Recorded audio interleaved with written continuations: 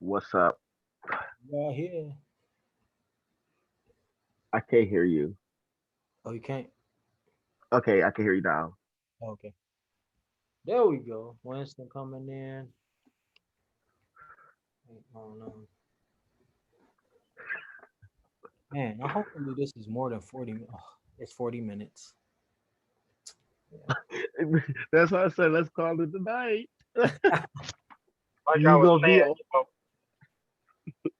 no, I mean, you gotta get this stuff. You don't never know, if you ever speak to the person again, people popping up, dying left and right, I mean, all kind of stuff. Yeah. Um, where I'm coming from is that, oh, I know they're gonna get back on for sure. Uh, because when I get on my chest, I'm just, I'm just trying to be real with myself, and be real with, what's going on in my life and what I do have going on. But the point of the matter is, I mean, in all other aspects, I mean, everybody got their own problems. You know, Um, they you got your made it. background on. Oh, he got the stars and the moon behind him. Yeah. There I go. um, he got the stars and the moon behind him. But like, is everybody back or no? Yeah. Okay, but like I was saying, I mean, I can talk about, my weaknesses and, know what I got to do. And, everybody else can, talk to me about knowing what I got to do. But it's just up to me to, do what I got to do. You know what I'm saying? So at the end of the day, I'll take that up with Yah and just, But move but I'm forward I'm with I'm I'm, I'm gonna tell you, brother Winston, why you're not gonna do what you need to do. I'm gonna tell you why you're not gonna do what you need to do. It is impossible for you to do what you need to do. And everybody, when Joshua came here, he immediately did what? What was one of the first things he did when he started his ministry? He immediately went and got 12 disciples. Here it is, the Messiah, the King of the universe, could not do this mission by himself. He made sure and the people he put around him, they got on his nerves, they doubted him, they betrayed him, but he still needed a base team. He still needed a group of brothers.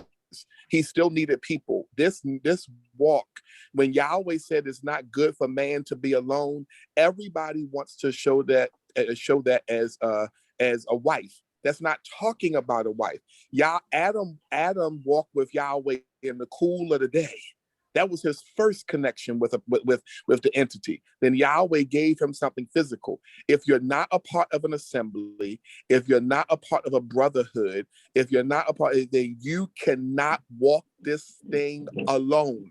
It is impossible. Somebody has to make you accountable. You have to have elders, judges, meetings, group sessions, teachings. You cannot walk, you will die. The enemy has been destroying Israelites forever. Look at what happened when he got David alone. Look at what happened when he got Samson alone. It is the only reason I'm as strong as I am is because my brothers make me accountable. It's just that simple. When I'm off on my own, I think you had made a comment earlier about in your own thoughts. You can't understand Yahweh's word on your own thoughts. You can't go into the Chronicles and understand what's going on. What do you know? What do I know? What does Yaakov know? And look, all the Hebrew that Tony know. What does he know? It is a brotherhood. It's about an assembly. The very word kahal or Ada means to gather, to group. We need to cry with each other. We need to learn from each other. We need to fight with each other. We need to debate with each other. It is a family situation.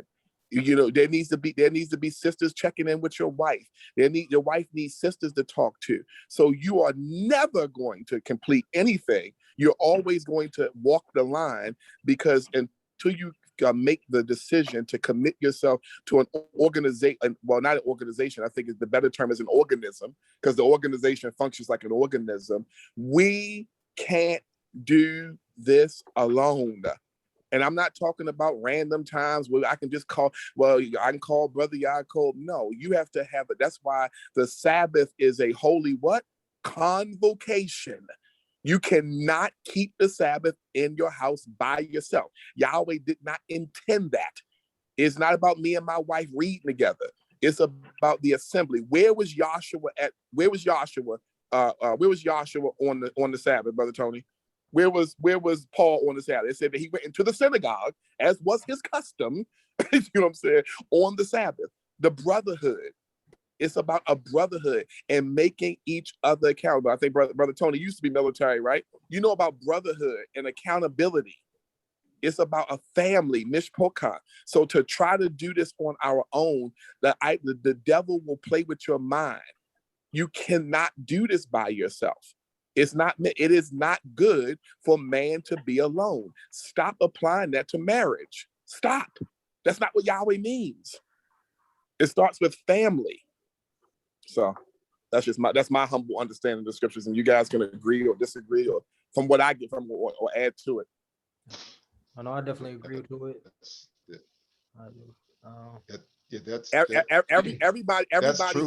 Everybody wants to do this alone because nobody wants to be accountable with YouTube and social media, because nobody wants to be up under any elder or any leadership telling them what to do. Nobody wants to be accountable. Well, how do I know what they saying is right? Or how do I know what they saying is right? How do you know what you're reading is right? How do you know your interpretation is right? So you rather sit in your house, read the scriptures on your own, listen to a couple videos, whatever. That, to me, in my opinion, that's the coward's way out. I call them the TBN, your TBN people who sit home and don't go to churches, watch TBN all day. You know what I'm saying? Send tithes in when they want to, listen when they want to. That's a coward. Yahweh created us to be mishpocha, family. You know what I'm saying? Look at Moshe and his sister. He said he should, they're debating with each other about Moshe and his dreams. They arguing to Brother Tony about Moshe's wife, whether she was an Ethiopian. He shouldn't have married an Ethiopian. That's what the family of Yahweh is about. We're not always going to agree. We're not always going to understand, but we have one common goal to serve Yahweh. You can't be in an assembly of one. Yahweh, Brother Tony, what does the scripture say that Yahweh sits among the elders? The Zedekim, right. Yahweh has elders around him. Do you understand that? Yahweh has elders around him. Yahweh is not even alone up there on the Sabbath. So what you doing in your house when what are you doing? You know what I'm saying? He seeks out the elders. The angels behold his face. The Melachim behold his face. So again, we're going to continue to struggle with these TBN services. And these looking online, let me find a teacher that I like on YouTube. What are you talking about? If you are in an assembly and is teaching what you like, you in the wrong assembly. If you're in an assembly that all the doctrine is about the things you agree with and you like, you're in the wrong, because where you worship should be about changing you. When Joshua said to Peter, Brother Tony, when Peter said, I will follow you anywhere, right? I follow you, even unto Sheol, I'll follow you. What did Joshua say to him? Peter, you're going to deny me. He's in an assembly where the elder or the rabbi is telling him the truth about himself. You know what I'm saying? He's there in an assembly where the elder's telling the truth. Do you think you want to hear after you tell Joshua that you're going to die, that you will die for him, that the elder's going to say, no, you lying. You're going to deny me. That's the assembly you should be in. See Peter thought something of himself, and Joshua told him really about himself. That's where you need to be. You need to be in a place that's going to tell you about yourself. Mm-hmm. So, but that's just my understanding of things. Everybody want to find teachings about esoteric and this and what sounds good. Get a teacher to tell you about your problems and what you need to do. And then once you build that foundation, then you can go. That's what I love about where I worship at. We have no cut cards. We are very honest with each other about who we are, and then we can build, as the scripture says, upon our most holy faith. In my opinion, of what I see scripturally. But, And speaking of that word, Akkad, I really would want us all to be doing the same thing. Whether we're eating kosher, we want to start eating kosher. Whether we're not working on the Sabbath, we want to start to walk toward that path. I know it's going to be hard, but it's like we gotta start somewhere. And we just need to lay out those things that we're struggling with so that we can work upon bettering ourselves and just getting real with the Most High, because I know we don't have much time.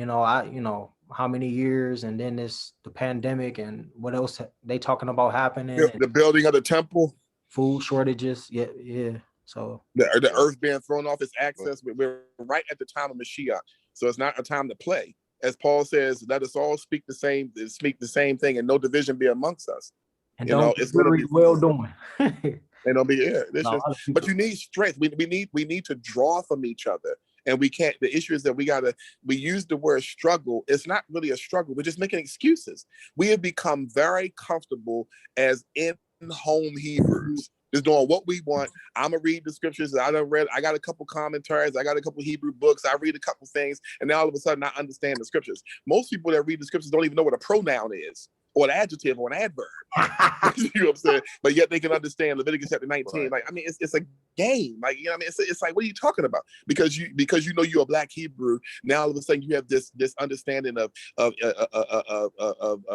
inductive and deductive study.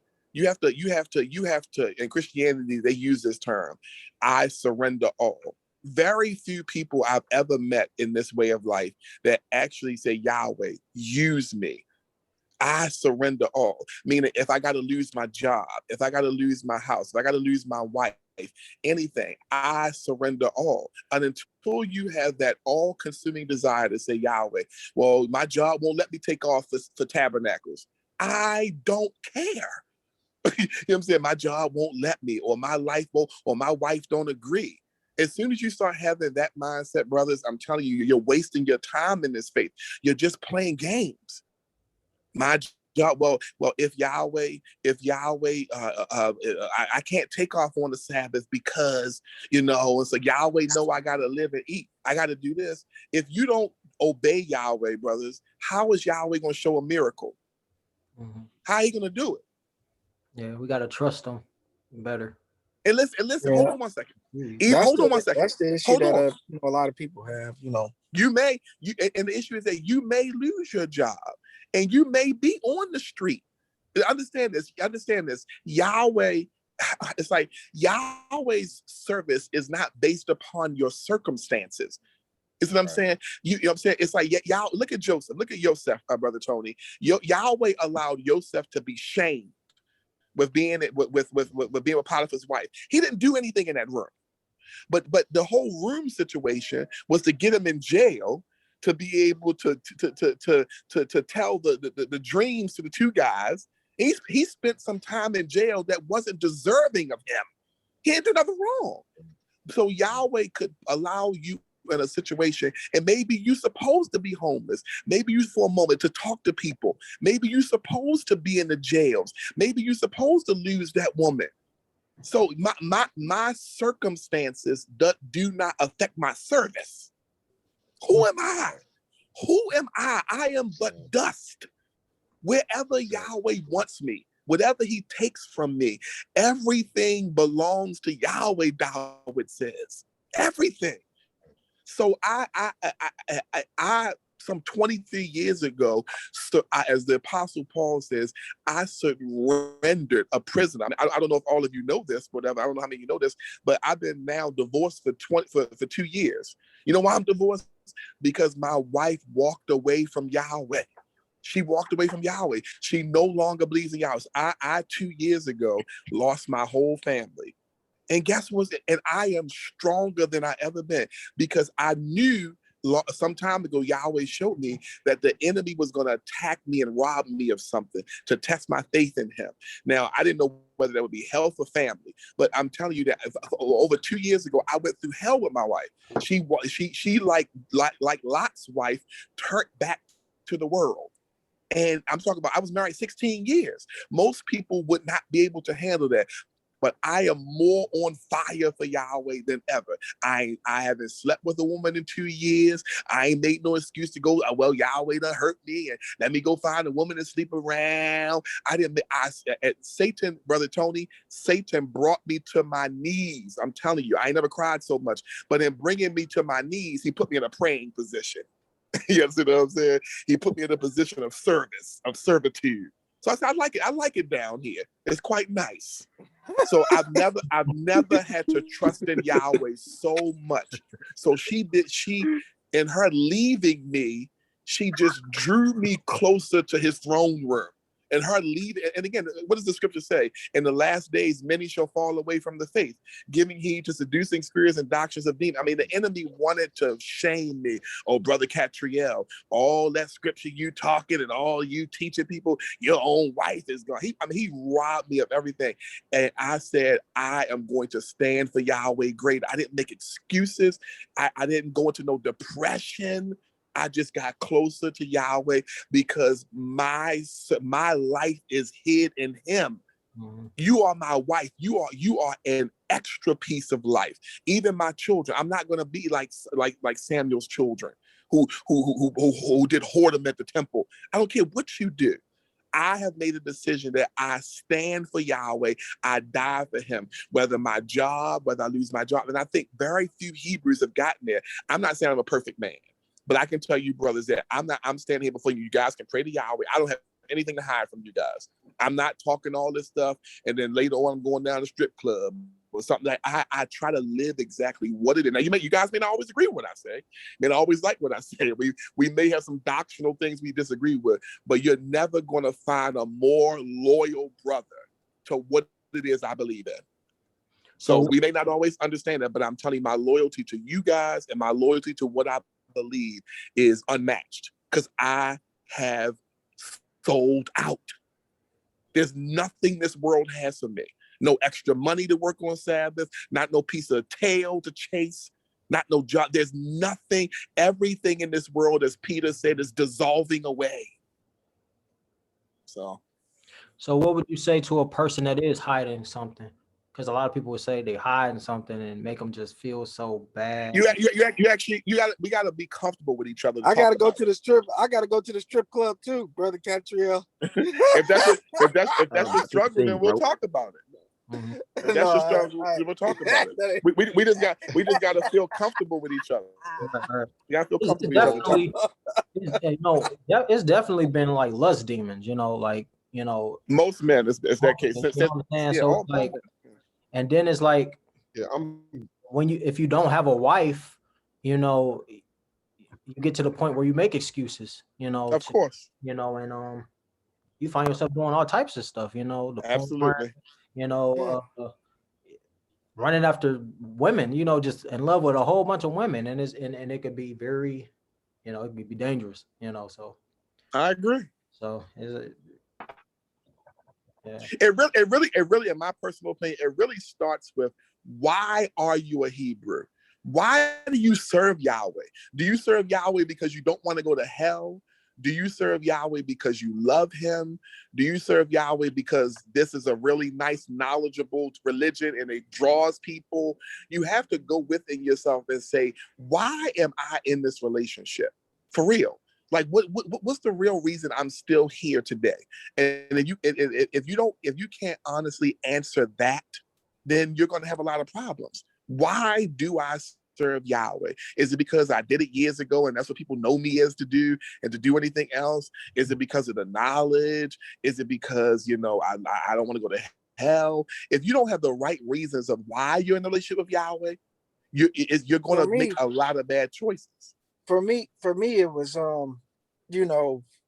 being able to attach myself and to believe it in the first place. Because before getting into faith, I was real big on like Egyptology, and the 42 negative laws of confession, because I let those type of educational vices get into my head, and I let the racism of the United States of America and the things that were going on completely separate me from the Bible, because I'm like, okay, so that's not even, I can't even identify with it because of what everything is being shown to me on the TV, as far as, okay, Jesus is white, and this is back to the genealogy thing, it was about, okay, well, dang, maybe they just trying to, and then as far as like having our ancestors in enslavement and stuff like that, not knowing that, they were, that is a scriptural thing. our ancestors being enslaved, and what about the people in Africa? How do they not know about the word? Do they just die without the knowledge? And so on and so forth. Why doesn't Yahweh, or why doesn't God give these people the knowledge, or give everybody the knowledge, or share these things with everybody? Why isn't everybody on the same suit? It must be bull crap, because I mean, outside of that, what's the point? Where's the proof? You know what I'm saying? Where is God? These were the questions that I had in my head when I was first, when I was even in the Christian faith. I was like, why is this guy taking all this money from us? My grandmama house getting ran up in. She paying all kind of taxes. She paying all kind of taxes, and she paying all kind of tithes. And her house is getting robbed while this preacher man is, steady telling us to give him money, and he living out in the suburbs, living all nice and good. So I'm like, okay, it kind of I end up distancing myself from the Bible completely, because I'm like, I can't identify with it. It's just a hustle to keep us oppressed. And I start more delving in into like Egyptology and African religion and African culture with Ifa Tunde and Shogun and Arun, and just saying, okay, maybe I need to go back to my roots of Africa, not knowing that, the roots was leading you back. Hebrew. Yes, in fact, the Bible, the people that the scriptures are talking about are the people that is talking about is actually people of color, and actually uh your ancestors. And I was like, oh, okay. So that was the whole problem, and that's the big problem with a lot of people. And it's the big question, like, okay, well, why doesn't Yahweh just show himself, or do something to, like he did with Elijah and the prophets of Baal, or so on and so forth. And real quick question. How'd that work out with people back then when he showed himself? Did all Israel stay consistent in serving him? I mean, it was some of them that did, and then the rest of them they didn't, but everybody didn't. I'm saying out throughout the Old Testament scriptures, out through the Tanakh, Yahweh consistently showed himself, right? How consistent did Israel stay with serving him? Yeah, they didn't. Okay. So this is the point, right?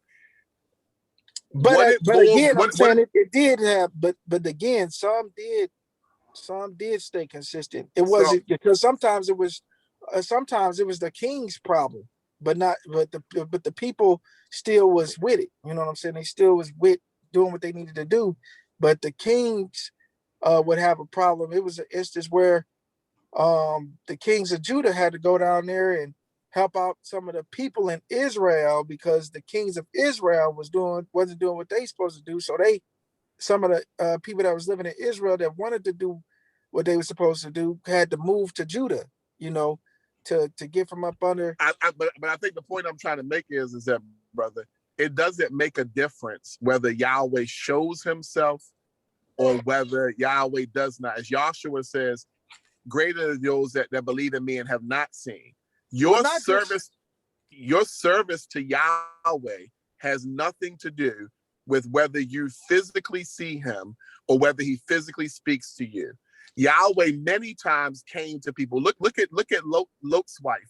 When the angels came and they spent the night at his house, at Lot's house, did that interaction, she watched Sodom and Gomorrah burn. Your interaction has nothing to do with whether Yahweh miraculously shows. I don't pay attention to people when they say, "Oh, why Yahweh don't do this and why Yahweh don't do this." But not even just that. I mean, I'm talking about also like the main guidelines. Like, okay, if everybody was all in this whole transatlantic slave trade or whatever, and we don't know who we are or whatever, why does it needs to be like a reset button when everybody can get on like the same page or the same scale? Like, okay, this is what we doing. This is how it's going. Because in Israel, when you had the kingdom of Israel, you already had that foundation of, okay, this is what we doing. These are the rules. This is the feast days that we celebrate on. This is, it's difficult to Too many dates. it's difficult with, I mean, yeah, the whole transatlantic slave trade with everybody being scattered everywhere. It's like, well, damn, it's like, okay, you set us up, like set up for failure, because it's like, okay, now I'm scattered all over the world. I don't know who the hell I am. I trying to repatriate back to, you know, what I guess is originally real or what's not real. And it ain't no like structure, or like no initial setup, like, okay, boom, this is what it is. We'll go with this, you know, versus, oh, I hate the white man in this doctrine. Oh, we don't hate the white man in this doctrine. And, you know, just like those type of examples. It's just real. It's just difficult. But why, you know? why would Yahweh reset anything? This is what you're not understanding, right? We are the descendants of our forefathers. Yahweh sees us as the descendants of our forefathers. What is happening to us in our stupor and our confusion, the scripture said would happen. So we are living out the curses right now. So Yahweh says, no man comes to me unless the Father, Yahshua said, no man comes to me unless the Father draws him nigh.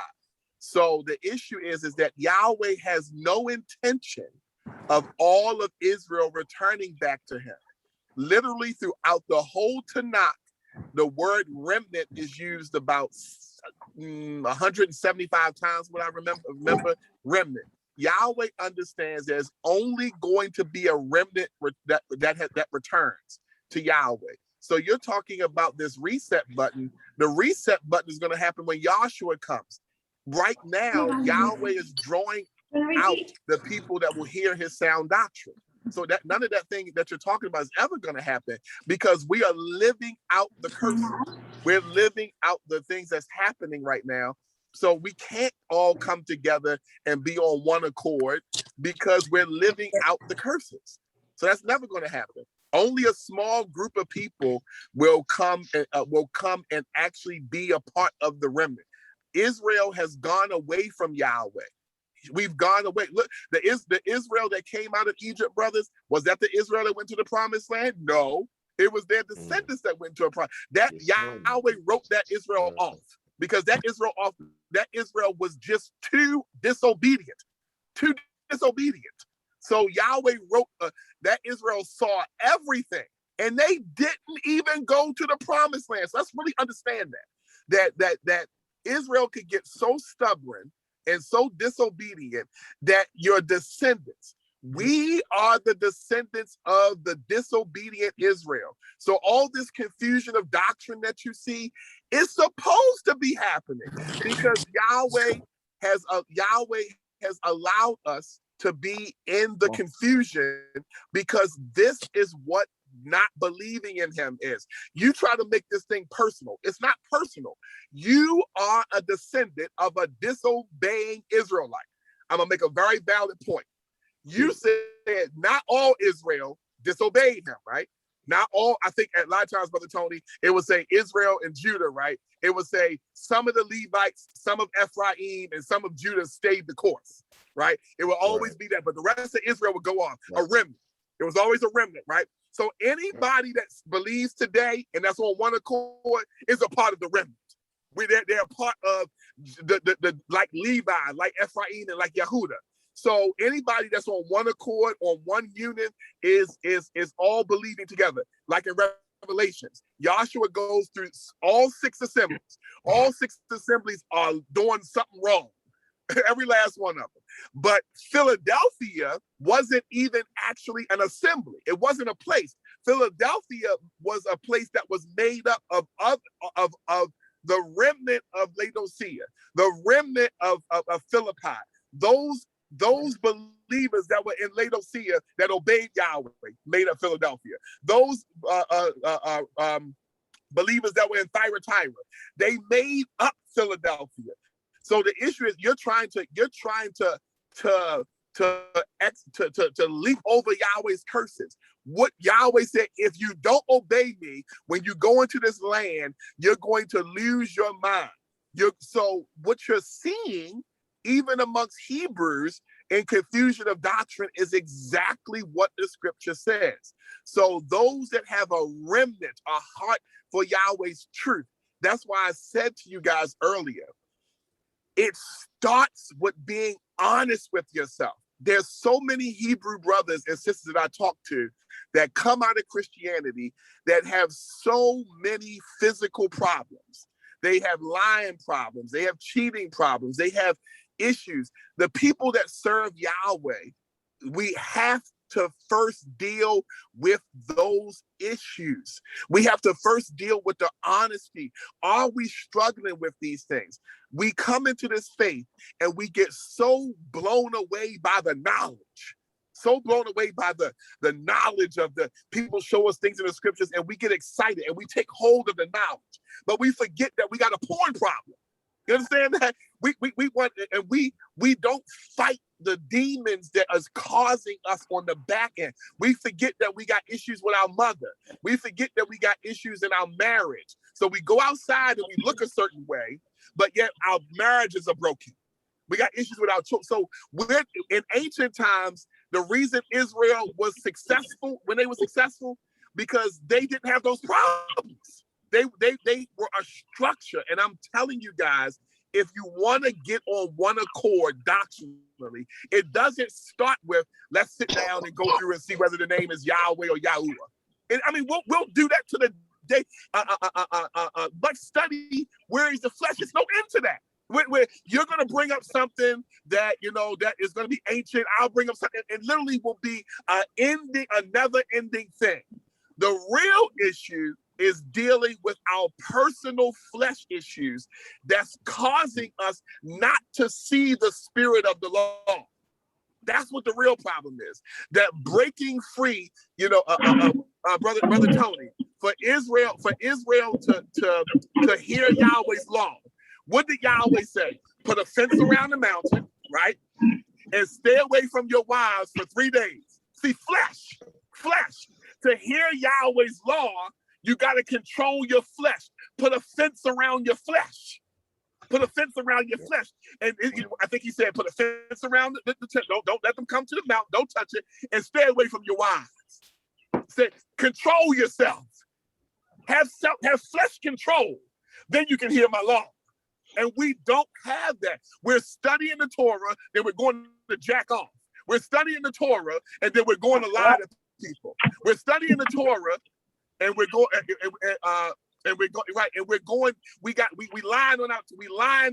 we lying to people, and we working on the Sabbath. I mean, we literally are hypocrites. And then we want to go into the Torah and let Yahweh magnify the law and make it honorable to us. When Yahweh, in Romans chapter 11, it says a blindness in part has happened to Israel. Because Yahweh is going to blind you from seeing what you need to see to be better. You have to come before his throne and surrender your flesh. Surrender yourself. Then he'll magnify the law. Then you won't have that hate doctrine. Then you'll see the right pronunciation. Then you'll see whether it's new moon, Sabbath, or Sabbath. Then the consistency will be there. But we're not dealing with our flesh. And flesh don't just mean sex. That means lying, anything that you're struggling with. That's the part. So for me, the reason I believe I'm consistent with whether you agree with my doctrine or not, the reason I believe Yahweh deals with me is because I don't hide anything. I am who I am. I'm not working on the Sabbath. I'm not shaving my beard. I wear my tzitzis every day. I'm not trying to hide from nobody. I eat kosher. I'm not downtown working and nobody think, oh, let me go get something from McDonald's or something like that. So nobody gonna know. I am in love with Yahweh. That's why I asked you brothers earlier, why do you serve Yahweh? I don't serve Yahweh because I don't want to go to Gehenna. I serve Yahweh because I am in love. Like the Shulamite woman was in love with Shlomo. I want to dance with my father again. I want to, winter is gone and the springtime has come. Here's in the scripture that Solomon says, or Shlomo says, I cannot wait to fall in love with Yahweh. And if somewhere I'm doctrinally wrong or something, whatever, I feel like I've built enough of a pure relationship with Yahweh to tell me, just show me, tell me what's up. Like brother Tony, I respect your compared to what I know about Hebrew, you're a scholar of Hebrew, so I respect your understanding. There's something to learn from it whatsoever. Brother Yaakov, whatsoever, I respect his humility. You know what I'm saying? He doesn't speak all the time. He has a symbol of letting people talk. Is, you know, Brother Winston, whatsoever, I respect his zeal. I gained something from all of you guys. I pulled something from all of you. And that's what we need to do with each other. And we need to be able to tell each other about ourselves. We can't have this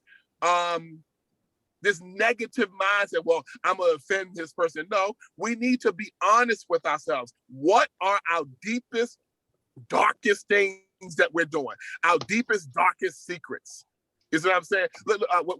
With Samuel's children was prostituting women at the gate of Yahweh's temple. You know what I'm saying? This is the prophet's children. What are our deepest, darkest issues? And once we can become, remember, brother Yaakov, brother Winston, brother Tony, what was the first thing you had to do when you went to Yahweh's temple? You had to lift up a sacrifice. Then the next thing was the labor. You got to clean yourself. You know what I'm saying? And then you go to the showbread. Then after you sacrifice, clean yourself, now you're ready to eat. You're ready to eat Yahweh's word. And then after the showbread, the menorah is right in sight. You can walk forward to the menorah, but you got to go through the curtains. Whatsoever Yahweh wants you to pull something back. See, he wants you to pull something back to get to his word. It ain't just simple visual. You know what I'm saying? He's back behind the tent. So sacrifice, cleaning, food. What are we willing to sacrifice? And after we sacrifice something, we got to bathe our wickedness off of us. Then we're ready to eat the showbread. But until you clean yourself and sacrifice, then you can't eat the showbread. You know what I'm saying? So we are not sacrificing. We're not cleaning. We got these hidden things that we think nobody don't know about, but yet we want to go and study the Torah. Deal with those things first. Come before Yahweh clean as you can be, as much of a mikvah as you can take. In my opinion, that's what works for me. I don't know if that works for everybody else. Yeah, I feel that too. Just deal with you got to deal with that first. You got to deal with it. Right. And social media makes it worse. You know, you on your Instagram flipping through big booty girls. You know you got these. You know what you're doing. So how you going to do that? Then go in Leviticus and study the kosher laws or study what love is. You ain't hiding nothing from Yahweh. You know how you just got finished studying Leviticus law and going in the bathroom jacking off somewhere like you're a 15-year-old little boy. You know what I'm saying? Like Yahweh, Yahweh is not going to let you see anything, or you sleeping with somebody, or you lying to somebody, or you know you eating something you're not supposed to. Yahweh sees everything. He's not going to let you have this intimate relationship with him, so you'll believe anything. So you're in the bathroom somewhere, jacking off somewhere. You know, so what are you 12? What are you doing? I fell in love with the. That's what it was. Like I fell in love with the knowledge and the history. And that's the problem. Like, oh man, this one how? Oh that's my the problem. Man, that's whoa, the problem. That's nice. Woo. No, and most people do. And then afterwards, you know, I feel like, okay, boom. If somebody asks me a question, I'm not gonna let them IUIC brothers get me because I got them now. See, yeah, it's about knowledge. You know, I'm not gonna let them IUIC brothers get me because I talked to Cantrell for about 4 hours in Atlanta, took a whole bunch of notes. Whoop, they're not gonna be able to pull no wool over my head. And that's what I fell in love with.